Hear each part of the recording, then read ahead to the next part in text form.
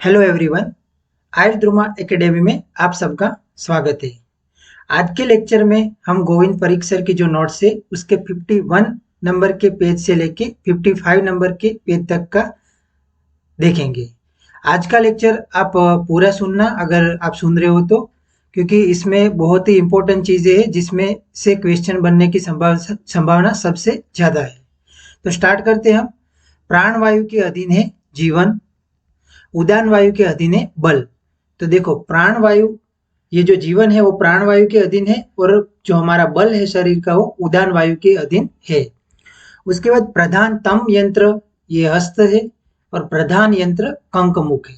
इन दोनों में बहुत कंफ्यूजन होता है और ये मोस्टली हर एग्जाम में इस पे से क्वेश्चन होता है कि निम्न में से प्रधान तम यंत्र कौन सा है। तो अगर तम वर्ड आता है तो हस्त, क्योंकि आपको पता है हमारे हाथ के बिना हम कोई भी सर्जरी या कोई भी चीज नहीं कर सकते, इसलिए उसको हस्त को प्रधान तम यंत्र बोला गया है। जबकि जो सर्जरी के यंत्र आते उसमें अगर कोई प्रधान हो तो वो कंक मुख है, क्योंकि उससे हम ज्यादातर काम कर सकते हैं कंक मुख से। तो ऐसे याद रखना है। उसके बाद जो बाल आम्र होता है यानी जो कच्चा आम होता है वो वात पित्त वर्धक बोला है। बद्ध केसर आम्र पित्त वर्धक बोला है। पक्व आम्र को वात शामक बताया है। उसके बाद बिल्व के बारे में बताया, कच्चा बिल्व कफ वात शामक बताया है। पक्व बिल्व विदाह जनक पूति मारुत कारक बताया है। उसके बाद मरीच के बारे में बताया है, आर्द्र मरीच जो होता है वो मधुर रस, मधुर विपाक और कफ वर्धक होता है। शुष्क मरीच कटु रस, अवृष्य और कफवात शामक बताया है। अब आप अगर आपने आगे के लेक्चर देखे होंगे तो हमने इसी चीज को पिपली के बारे में देखा था कि जो पिपली होती है उसमें जो शुष्क पिपली होती है उसको वृष्य बताया है, जबकि शुष्क मरीच को अवृष्य बताया है। तो ये दो चीज एक साथ लिख के याद रखना ताकि आप इसमें कंफ्यूज ना हो, क्योंकि अगर आपने दोनों पढ़ा होगा और ध्यान से नहीं पढ़ा होगा और क्वेश्चन आ गया तो आप उसमें कंफ्यूज हो जाओगे। तो वहां पे शुष्क पिपली को वृष्य बताया था और यहाँ पे शुष्क मरीच को अवृष्य बताया है। उसके बाद जो कच्ची मूली होती है उसको सर्वदोष नाशक बताया है, उसको बाल मूलक भी कहते हैं। जो पक्व मूली है वो त्रिदोष जनक है। उसके बाद अव्यक्त तत्व है। आचार्य चरक के अनुसार जो बुद्धि होती है वो अव्यक्त तत्व में आती है और आचार्य सुश्रुत अनुसार महान को अव्यक्त तत्व माना है। आचार्य सुश्रुत ने अव्यक्त दो माने हैं, प्रकृति और पुरुष को भी आचार्य सुश्रुत ने अव्यक्त माने हैं। उसके बाद चिकित्सा अर्ध, आचार्य सुश्रुत के अनुसार शिरावेद चिकित्सा अर्ध माना है और आचार्य चरक ने बस्ती को चिकित्सा अर्ध माना है। यानी सभी चिकित्सा एक तरफ अगर देखने जाए और बस्ती आचार्य चरक के अनुसार 50% चिकित्सा बस्ती से हो सकती है। उसके बाद मर्म को शल्य विषयार्ध बोला है। शल्य में 50% पोर्शन मर्म पे आधार रहता है। तो देखना यहाँ पे आचार्य सुश्रुत ने चिकित्सा अर्थ शिरावेद को माना है, आचार्य चरक ने बस्ती को चिकित्सा अर्थ माना है और शल्य विषय अर्थ ये मर्म को माना गया है। उसके बाद व्रण के बारे में दिया है, वेद्यकृत व्रण और अवैध निमित्त व्रण। यानी अगर कोई फिजिशियन इंसिजन लेता है तो उसका कैसी क्वालिटी होगी, और अगर कोई बिना फिजिशियन नहीं है या सर्जन नहीं है, सॉरी सर्जन अगर इंसिजन लेता है तो उसकी क्या क्वालिटी होगी, और जो सर्जन नहीं है वो अगर इंसिजन लेता है तो वो कैसा होगा व्रण। तो सर्जन अगर व्रण करता है या इंसिजन लेता है तो आयताश्च, विशालश्च, सुविभक्त और निराश्रय, तो ये चार प्रॉपर्टी बताइए। सुश्रुत सूत्र 5th अध्याय में 4 गुण बताए वेद्यकृत व्रण के, आयताश्च, विशालश्च, सुविभक्त और निराश्रय। उसी तरह अवेद्य निमित्त व्रण के आयत, चतुस्त्र, त्रयस्त्र और मंडल निमित्त, ये 4 गुण बताए अवेद्य निमित्त व्रण के, तो इसको याद रखना। उसके बाद शिरोबस्ती, ये किसका अवदान है, तो आचार्य सुश्रुत का, आचार्य सुश्रुत की देन है शिरोबस्ती। विडालक, ये आचार्य वाग्भट का अवदान है। देखो व से विडालक याद रख सकते हो, स से सुश्रुत याद रख सकते हो। और सारंगधर का अवदान है पिंडी। तो देखो सारंगधर के नाम में यहाँ पे एक बिंदु आता है, यहाँ पे नहीं लिखा हुआ, सारंगधर के नाम में बिंदी यहाँ पे लगती है स के ऊपर। तो पिंडी, पिंडी को भी अगर हम देखने जाए तो गोल एक राउंड में होती है, उसको पिंडी कहते हैं।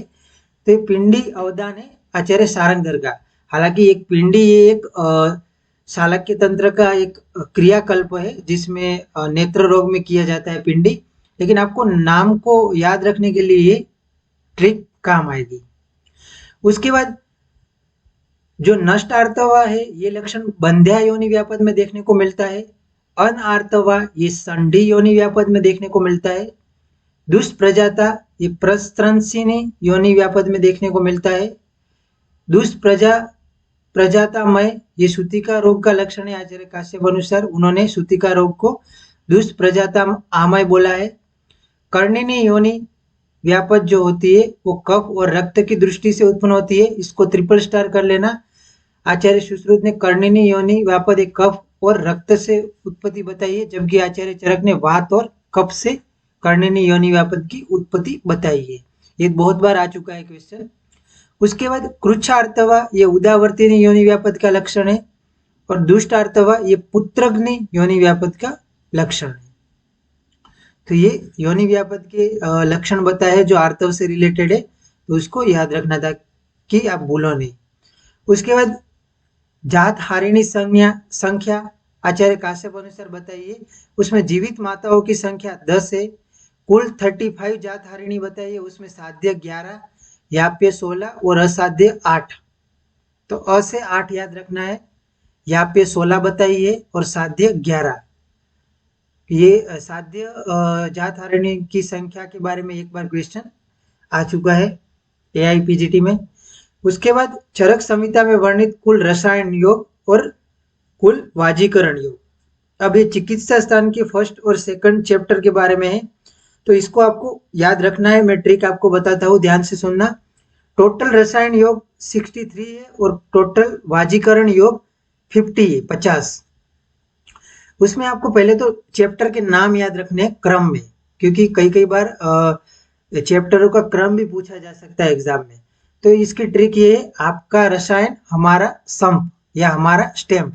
आपका जो रसायन है वो हमारे लिए स्टैम्प की तरह है, तो आपका रसायन और हमारा स्टैम्प वाजीकरण है। तो इस तरह ट्रिक लगा सकते हो आप। उसमें आपका से आपको याद रखना है, ए से अभय आम्लकीय पाद, पी से प्राणकामीय पाद, के से कर प्रचितीय पाद और ए से आयुर्वेद समुत्थानीय। तो आयुर्वेद समुत्थानीय को लास्ट में याद रखना है आपको और अभय आम्लकीय को पहले। तो ये आपका रसायन क्रम और हमारा स्टैम्प वाजीकरण क्रम। तो ऐसे आप याद रखना। स्टैम्प में आपको टी निकाल देना है। ए से संयोग सरमूल्य वाजीकरण पाद, ए से आसिक्त क्षीरीय वाजीकरण पाद, एम से मास पर्ण वृत्तीय वाजीकरण पाद और पी से पुमानजात बलादिक पाद। अब उसके बाद उसके नंबर दिए 6, 37, 16 और 4। तो ये नंबर आपको रटने पड़ेंगे। अभय आम्ल के पाद में 6 योग बताए रसायन के, प्राणकाम्य पाद में 37 बताए, कर प्रचितीय पाद में 16 बताए 16, आयुर्वेद समुत्थानीय में 4 बताए।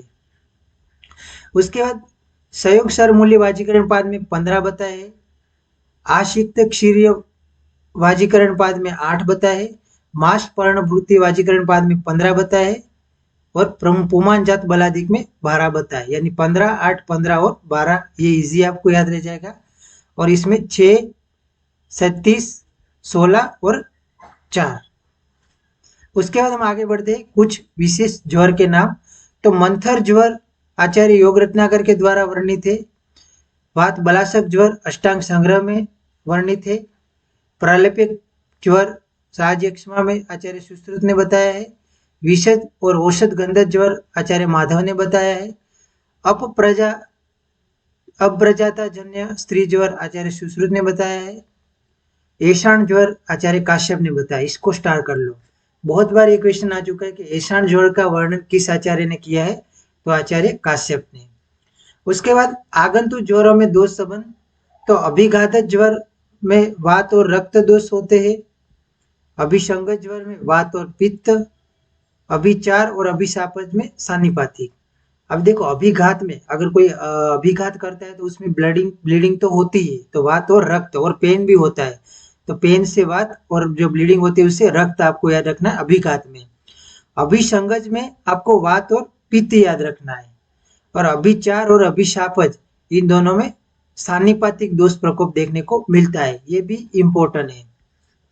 जो चीज में इम्पोर्टेंट बोलता है वो सच में इम्पोर्टेंट है, आपको उसको 2 बार पढ़ना है, क्योंकि ये जो नोट्स है उसमें बहुत ही कम पेजेस में उन्होंने कंपेरेटिव करके दिया है गोविंद परीख सर ने, और उसको हमें याद रखना है। इसीलिए मैं जो चीज इम्पोर्टेंट है उसको 2 बार दोहराता हूँ, और आपको भी उसको इसी तरह दिमाग में बैठा देना है, ताकि मैं इसलिए 2 बार बोलता हूँ कि आपको दिमाग में वो उसी टाइम फिट हो जाए।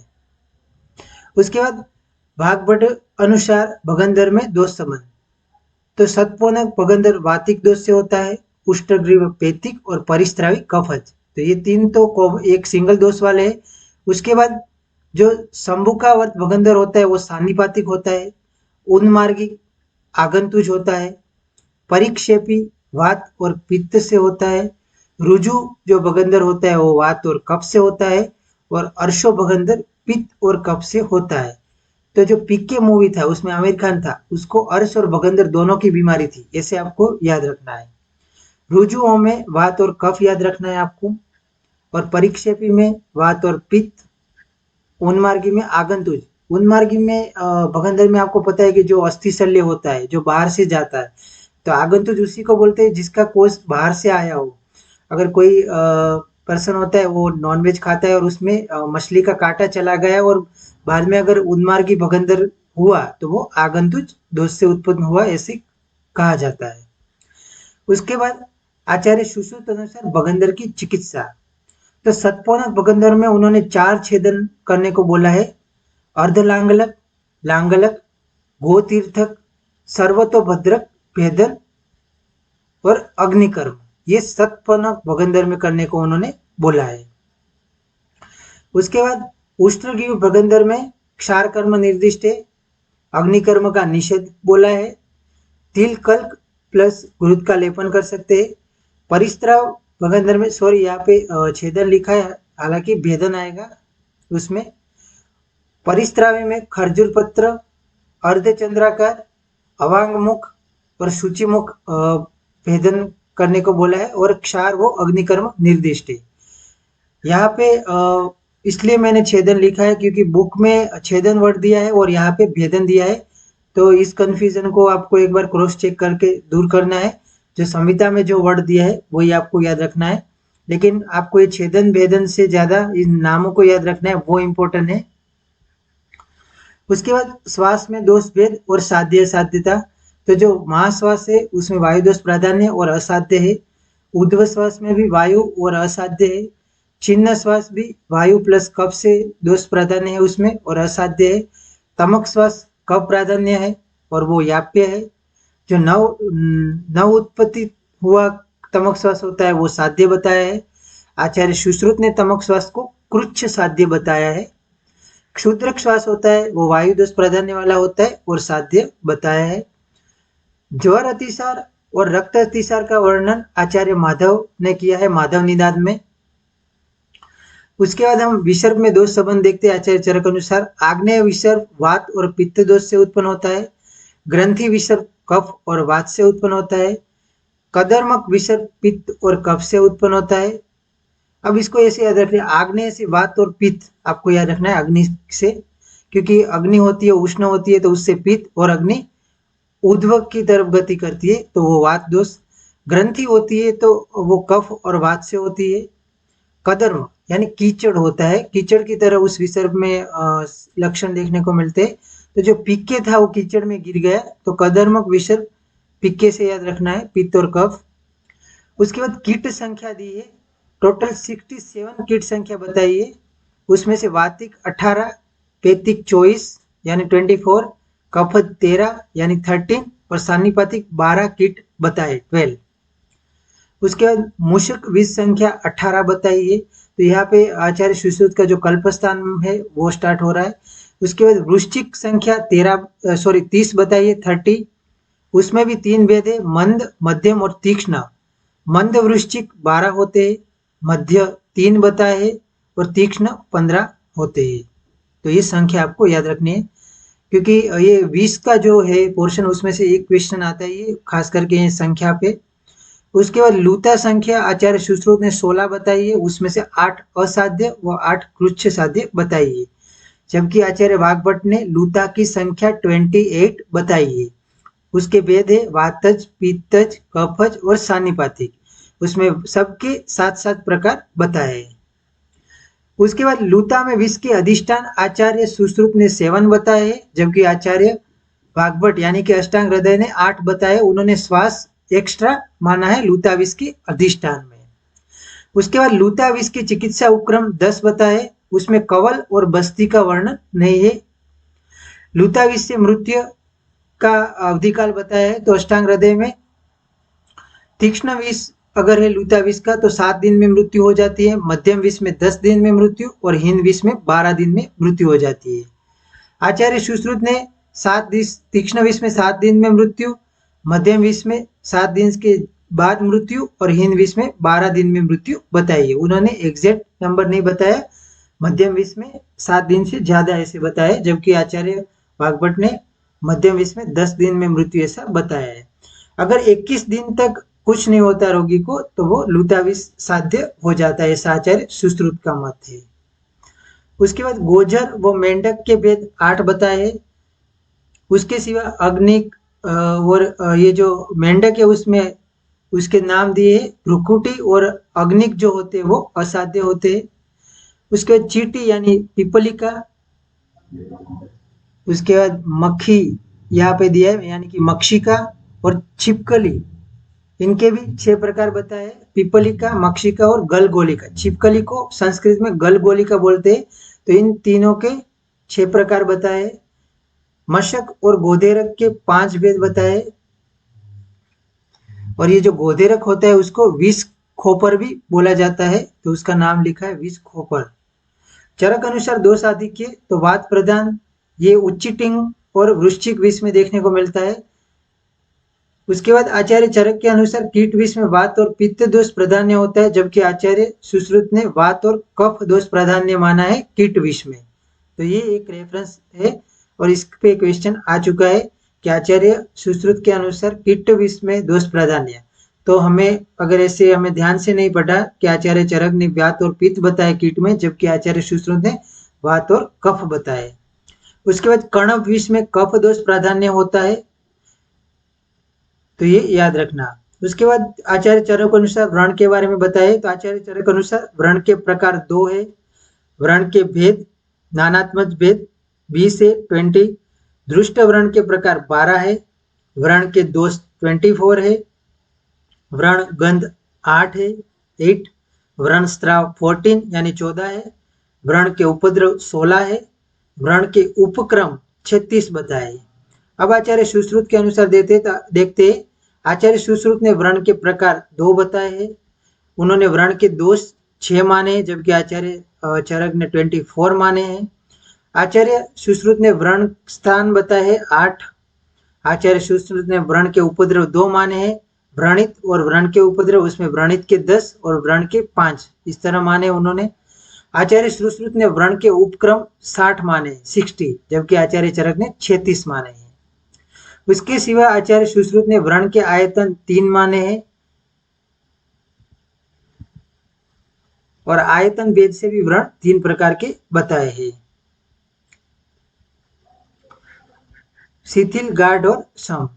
उसके बाद शुक्र दोषों में दोष संबंध देखते हैं, हम आगे देख चुके हैं, लेकिन यहाँ आया है तो देख लेते हैं। आचार्य चरक ने 8 शुक्र दोष माने हैं, सुश्रुत ने भी 8 ही माने हैं। उसमें से वातिक, पेतिक और श्लेष्मिक ये 3 साध्य है। रक्तज को कोणप गंधी भी बोला जाता है। ग्रंथि जो शुक्र दोष होता है वो वात और कफ दोष प्राधान्य होता है। पूति पूय पित्त और कफ दोष प्राधान्य होता है। और जो क्षीण होता है और वात और पित्त दोष प्राधान्य होता है। तो ये 4 कृच्छ साध्य है, ये 3 साध्य है। और मूत्र पुरुष जो त्रिदोष जन्य है वो असाध्य शुक्र दोष है। उसके बाद आर्तव दोष 8 माने आचार्य चरक ने, उसमें से असाध्य 5 है, कुणप, ग्रंथि, पूतिपूय और मूत्र पुरुष ग्रंथि, गंधी और क्षीण। तो ये 5 असाध्य आर्तव दोष है और वातज, पित्तज और कफज ये साध्य आर्तव दोष है। तो यह क्षीण ऐड कर लेना। कुणपगंधी, ग्रंथि, पूतिपूय, मूत्रपुरुष गंधी और क्षीण ये असाध्य आर्तव दोष है। उसके बाद मैथुना स्थिति के अनुसार दोष प्रकोप के इन अवस्थाओं में मैथुन करने से कौन सा दोष का प्रकोप होता है। अगर स्त्री उत्तान अवस्था में है तो दोष समावस्था में रहेंगे। अगर स्त्री न्यूब्ज अवस्था में है तो वात कुपित होगा। अगर स्त्री दक्षिण दिशा में लेटकर मैथुन करती है तो कफ दोष प्रकोपित होगा। अगर वाम दिशा में करवट करके मैथुन करते हैं तो पित्त दोष प्रकोपित होता है। उसके बाद दशमानी में एकाधिक बार प्रयुक्त द्रव्य, यानी कि जो आचार्य चरक ने जो दशमानी गण बताए उन ग्रंथों में सर्वाधिक बार कौन सा द्रव्य आया है, तो मधुक यानी यष्टि मधु सर्वाधिक 11 बार आया हुआ है और पिपली 9 बार आया हुआ है। जबकि आचार्य सुश्रुत और वाग्भट अनुसार मधुक 9 बार आया है और चंदन 6 बार आया है। तो हमें यष्टि मधु का याद रखना है कि वो सबसे ज्यादा बार दशमानी में वर्णित द्रव्य है, 11 बार आया है। उसके बाद विरेचन के आश्रय 6 बताए हैं, मूल, पत्र, फल, पुष्प, त्वक और क्षीर। तो ये विरेचन के आश्रय 6। जबकि शिरो विरेचन के 7 आश्रय बताए हैं।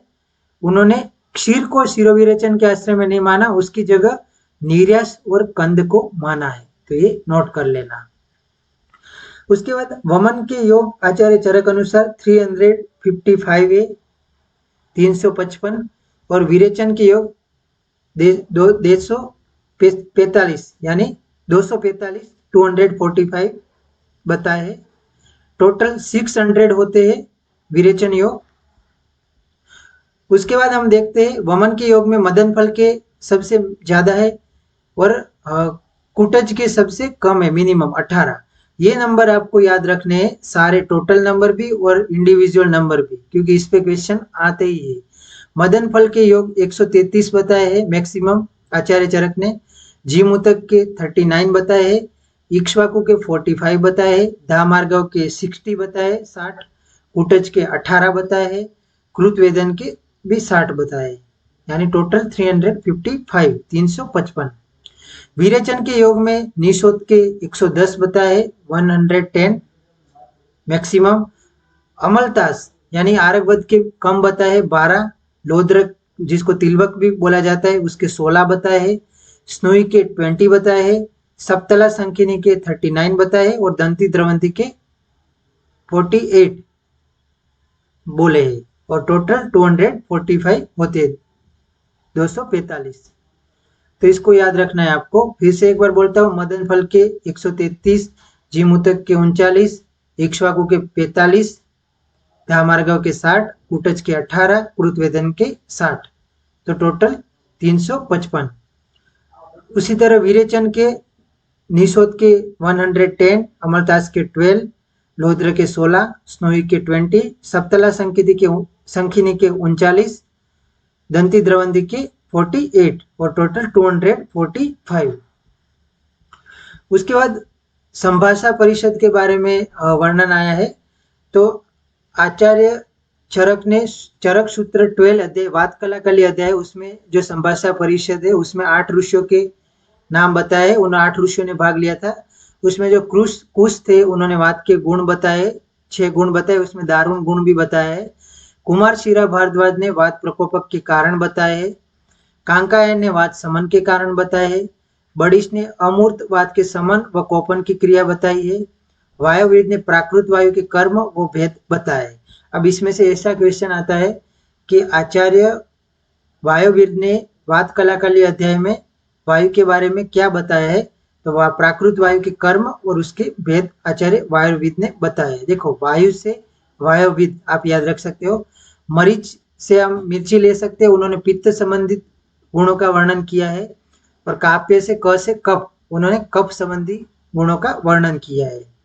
तो ये संभाषा परिषद में इस 8 ऋषियों के नाम और उन्होंने क्या बताया वो आपको याद रखना है। ये लास्ट वाले 3 इजीली याद रह जाएंगे। वायुविद ने प्राकृत वायु के कर्म और भेद बताया है। मरीचि ने पित्त संबंधित वर्ण किया है, मरीचि से मिर्ची याद रखना है और काव्य से कफ याद रखना है। उसके बाद चरक सूत्र 25 अध्याय में जहाँ पे अग्रय द्रव्य का भी वर्णन है और उस अध्याय का नाम है यज्ञ पुरुषीय संभाषा परिषद। उसमें 9 ऋषियों यानी 9 ऋषियों के ऋषियों के नाम आए हैं, उन्होंने भाग लिया था और उसमें पुरुष और रोगो उत्पत्ति हेतु संभाषा हुई थी। तो आचार्य मोदगल्य पारीक्षी ने आत्मवाद बताया, सरलोमा ने सत्ववाद बताया, सर से सिर और सिर से हमें पता है कि मन आता है और मन का पर्याय सत्व है। वायुविद ने रसवाद बताया, हिरण्याक्ष ने षड्धातुवाद बताया, कौशिक शौनक ने मातृपितृवाद बताया, भद्रकाप्य ने कर्मवाद बताया, भारद्वाज स्वभाववाद बताया। हम इसकी ट्रिक ये डाल सकते हैं कि जो भारद्वाज सरनेम वाले लोग होते हैं वो स्वभाव में बहुत ही अच्छे होते हैं। कांकायन ने प्रजापतिवाद बताया और आत्रेय भिक्षु ने कालवाद बताया। तो जो भिखारी होते हैं, भिक्षुक से हम जो भिक्षुक आते हैं मांगने के लिए, उनका काल अच्छा चल रहा है ऐसा मानते हैं, तो आत्रेय भिक्षु ने कालवाद दिया, अच्छा काल चल रहा है इसलिए। ऐसे ट्रिक है, ऐसा कोई है नहीं। भिक्षुक जो मांगने आते हैं उनका काल अच्छा चल रहा है, जो मांगते हो मिल जाता है, इस तरह हम याद रख सकते हैं कालवाद। उसके बाद चरक सूत्र 26 अध्याय में संभाषा हुआ, रस विषयक संभाषा, उसमें आत्रेय भद्र काव्य अध्याय नाम है उसका, और 10 ऋषियों ने भाग लिया। उसमें भद्र काव्य ने एक रस माना, जल वही एक ही रस है ऐसा माना है उन्होंने। शाकुंतय ब्राह्मण ने 2 रस माने, छेदनीय व उपसमनीय। हिरण्याक्ष ने 4 रस माने, स्वादु हितकर, स्वादु अहितकर, अस्वादु हितकर और अस्वादु अहितकर। कुमार शिरा भारद्वाज ने 5 रस माने पंच महाभूतों के अनुसार। वायुविद ने 6 रस माने, गुरु लघु शीत उष्ण स्निग्ध व रुक्ष।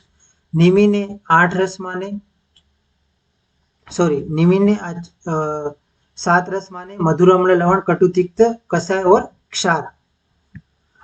फिर धामार्गव ने 8 रस माने, मधुर अम्ल लवण कटु तिक्त कषाय क्षार और अव्यक्त। तो आचार्य धामार्गव ने अव्यक्त रस माना है, इसको स्टार कर लेना। क्षार ये निमिनी माना है तो वो भी स्टार कर लेना।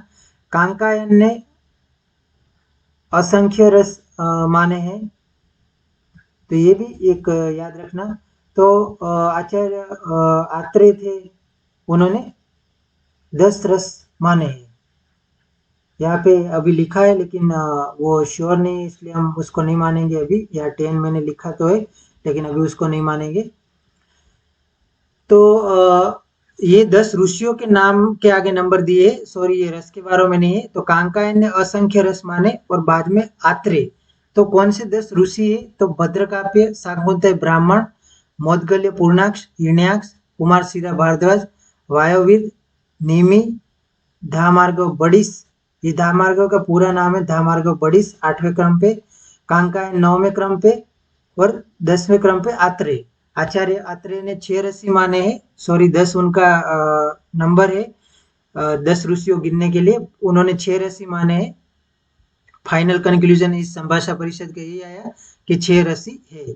अब इसकी ट्रिक ये, भद्र शाकुंतला मोही हिरण पर कुमार वीर ने धामार्गव बड़ी से कंकड़ असंख्य मांगे। तो ये सेंटेंस लिख लेना, जो भद्र शाकुंतला थी वो मोही हिरण पर मोह गई, तब कुमार वीर ने धामार्गव बड़ी से असंख्य कंकड़ मांगे। तो देखो, भद्र से भद्र काव्य, शाकुंतला से शाकुंतय ब्राह्मण, मोही से मोदगल्य पूर्णाक्ष, हिरण पर से हिरण्याक्ष, कुमार से कुमार शिरा भारद्वाज, वीर से वायुर्विद, न से निमि, धामार्गव बड़ी से धामार्गव और कंकड़ असंख्य से कांकायन ने असंख्य रस दिए। तो इस तरह आपको याद रखना है। उसके बाद एक एक रस के भेद 6 होते हैं, 2-2 रसों के संयोग से 15, 3-3 रसों के संयोग से 20, 4-4 रसों के संयोग से 15, 5-5 रसों के संयोग से 6 और 6 रसों का संयोग से 1 रस बनता है। कुल रस भेद 63 है, लेकिन रसों के संयोग से 57 भेद बनते हैं। तो ये संयोग से और कुल रस भेद दोनों याद रखना है।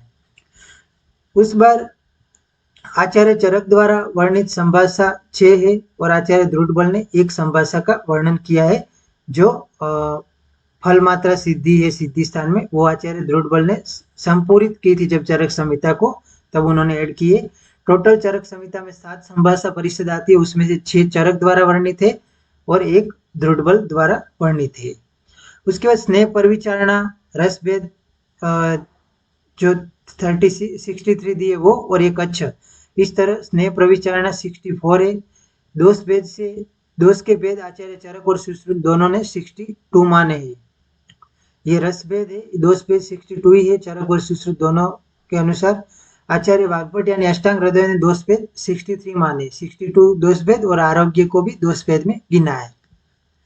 उसके बाद दृढ़बल वर्णित संभाषा परिषद फल मात्रा सिद्धि अध्याय में, जिसमें कौन सा फल श्रेष्ठ है वैसा अलग अलग ऋषियों का मत है, और अंत में आत्रेय ने मदन फल को सर्व रोग हर के बता के श्रेष्ठ फल माना है। शौनक ने जीमोतक को श्रेष्ठ माना है। गौतम ने धामार्गव को श्रेष्ठ माना है। काप्य ने कृतवेदन को श्रेष्ठ माना है। आचार्य वामक ने इक्ष्वाकु को श्रेष्ठ माना है, और बड़िश ने कुटज को श्रेष्ठ माना है। तो ये अलग अलग आचार्य के अनुसार है। बाद में आत्रेय ने बोला कि जो जीमोतक है वो कुष्ठ के लिए श्रेष्ठ है, धामार्गव पांडु रोग के लिए श्रेष्ठ है, कृतवेदन उदर रोग के लिए श्रेष्ठ है, इक्ष्वाकु प्रमेह के लिए श्रेष्ठ है। इसको आप ऐसे याद रख सकते हो, इक्षु प्रमेय, तो आपको याद रह जाएगा। इक्षु प्रमेय का एक भेद भी है, और इक्ष्वाकु प्रमेय में श्रेष्ठ, इसी ट्रिक बनाई है मैंने। कुटज हृद रोग में श्रेष्ठ है, इसीलिए आचार्य आत्रेय ने बताया कि मदन फल सर्व रोग हर है और वो सब में श्रेष्ठ है। तो ये आचार्य का मत है। इसमें से आपको कल्पस्थान में जो इन द्रव्य वर्णित है उनके पर्याय लेके भी आपको क्वेश्चन पूछ सकते हैं कि मुद्ग फल किस रोग में श्रेष्ठ है आचार्य काश्यप के अनुसार। तो मृद्ग फल ये कृतवेदन का पर्याय है और वो उदर रोग में श्रेष्ठ है। उसको कोषातकी भी बोला है, तो उसके पर्याय लिख लेना बुक में से देख के। उसके बाद आसव का वर्णन आया है। आसव की योनिया 9 बताई है। कुल पथ्यतम आसव संख्या 84 बताई है। शर्करा आसव 1 है, पत्र आसव 2 है, कांडा आसव 4 है, त्वगा आसव भी 4 बताए, धान्य आसव 6, पुष्पा आसव 10, मूला आसव 11, सारा आसव 20 और फला आसव 26। इस तरह 84 टोटल आसव बताए। भाव प्रकाश ने धान्य वर्ग 5 प्रकार के बताए, ये एक लिख लेना। उसके बाद उत्पादक भाव के भेद बताए, 6 बताए। उसमें मातृज, पितृज, आत्मज, सत्वज, रसज और सात्मेज। उसमें मातृज भाव 20 है, पितृज भाव 10 है, आत्मज भाव 22 है, आचार्य चरक ने 19 बताए है, सत्वज भाव 18 है, रसज भाव 5 माने कई जगह पे 6 माने हैं, सात्मेज भाव 8 है। इसमें से ये जो गर्भोत्पादक भाव है 6, उसमें से 4 मुख्य है और 2 सहायक है। और जैसे हमने आगे देखा कि गर्भ उत्पत्ति में आत्मज भाव होता है वो मूल कारण माना है, जबकि सत्वज भाव होता है वो औपाधिक कारण माना है। स्मृति आत्मज और सत्वज दोनों भाव में है। स्वर और वर्ण आत्मज व सात्मज दोनों भाव में आता है।